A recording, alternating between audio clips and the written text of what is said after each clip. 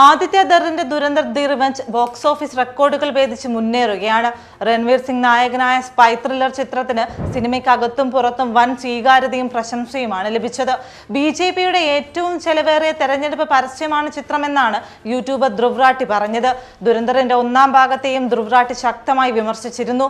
ദുരന്തർ വിനോദത്തിനായി നിർമ്മിച്ച സിനിമയല്ല, മറിച്ച് BJPയുടെ വില കൂടിയ തെരഞ്ഞെടുപ്പ് പരസ്യമാണിതെന്നാണ് റാട്ടി പറയുന്നത്. സിനിമ പൂർണ്ണമായും നരേന്ദ്രമോദിക്ക് വേണ്ടിയുള്ള പരസ്യമാണ്. ചിത്രം യഥാർത്ഥ സംഭവങ്ങളിൽ നിന്നും പ്രചോദനം ഉൾക്കൊണ്ടതാണെന്നും ഏതെങ്കിലും വ്യക്തിയുമായോ സംഭവമായോ സാദൃശ്യം തോന്നുന്നുണ്ടെങ്കിൽ അത് തികച്ചും യാദൃച്ഛികം മാത്രമാണെന്നും ആദ്യ ഭാഗത്ത് ഡിസ്ക്ലൈമറിൽ പറയുന്നുണ്ട്. ഇതിനെ ധ്രുവ് റാട്ടി ശക്തമായി ചോദ്യം ചെയ്യുകയാണ്.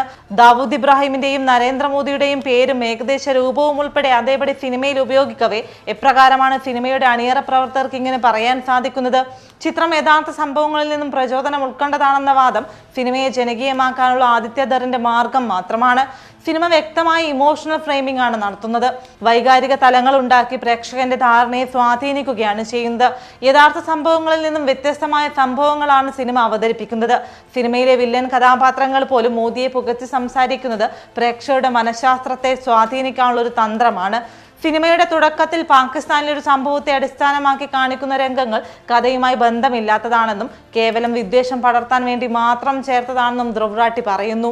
രാജ്യത്തെ NGOകളും മാധ്യമങ്ങളും വിദേശ ഏജൻസികളിൽ നിന്ന് പണം വാങ്ങുന്നുവെന്ന സിനിമയിലെ ആരോപണം തെറ്റാണെന്നും വാസ്തവത്തിൽ വലതുപക്ഷ സംഘടനകൾക്കാണ് വിദേശത്തു നിന്ന് വൻതോതിൽ ഫണ്ട് ലഭിക്കുന്നതെന്നും ഡാറ്റകൾ നിരത്തി ധ്രുവ് റാട്ടി പറയുന്നുണ്ട്. 2016 നോട്ട് നിരോധനത്തെ ഒരു സുരക്ഷാ നടപടിയായി മാത്രമാണ് ചിത്രീകരിക്കുന്നത്. അതിന്റെ വിശാലമായ സാമ്പത്തിക പ്രത്യാഘാതങ്ങളെ സിനിമ കുറച്ചു കാണുകയാണ്. ചിത്രം രാജ്യത്തിന്റെ ചരിത്രത്തെയും പ്രേക്ഷകന്റെ ഓർമ്മകളെയും മാറ്റി എഴുതാനാണ് ശ്രമിക്കുന്നത്. ദുരന്തർ ഒരു പീക്ക് സിനിമയല്ല, മറിച്ച് BJPയുടെ പീക്ക് അഡ്വർടൈസ്മെന്റ് ആണെന്ന് പറഞ്ഞുകൊണ്ടാണ് ധ്രുവ് റാട്ടി വീഡിയോ അവസാനിപ്പിക്കുന്നത്. സിനിമയിൽ രാഷ്ട്രീയം പറയുന്നതല്ല, മറിച്ച് ഒരു പ്രൊപ്പഗാണ്ട രാഷ്ട്രീയത്തിന്റെ ഭാഗമായി സിനിമ മാറുന്നതാണ് പ്രശ്നം. ഞങ്ങൾ ചിത്രീകരിച്ച ക്രൂരമായ രംഗങ്ങളുടെ 60% മാത്രമാണ് സിനിമയിൽ ഉൾപ്പെടുത്തിയിട്ടുള്ളൂ. പല രംഗങ്ങളും വെട്ടിമാറ്റേണ്ടി വന്നിട്ടുണ്ടെന്ന് ദുരന്തറിന്റെ ആക്ഷൻ ഡയറക്ടർ പറയുമ്പോഴും പേരിന്റെ പേരിലും രാഷ്ട്രീയ നിലപാടുകളുടെ പേരിലും സെൻസർ ബോർഡിന് മുന്നിൽ പ്രതിസന്ധിയിൽ നിൽക്കുന്ന പല സിനിമകളും ഉണ്ടെന്ന വസ്തുത നിലനിൽക്കുന്നുണ്ട്. ആവിഷ്കാര സ്വാതന്ത്ര്യത്തിന്റെ ഏറ്റവും മനോഹരമായ രൂപമാണ് സിനിമകൾ. രാഷ്ട്രീയത്തിന്റെ കറ വലിയ തോതിൽ കലരുമ്പോൾ ബാധിക്കുന്നത് ആസ്വാദനത്തെ കൂടിയാണ്.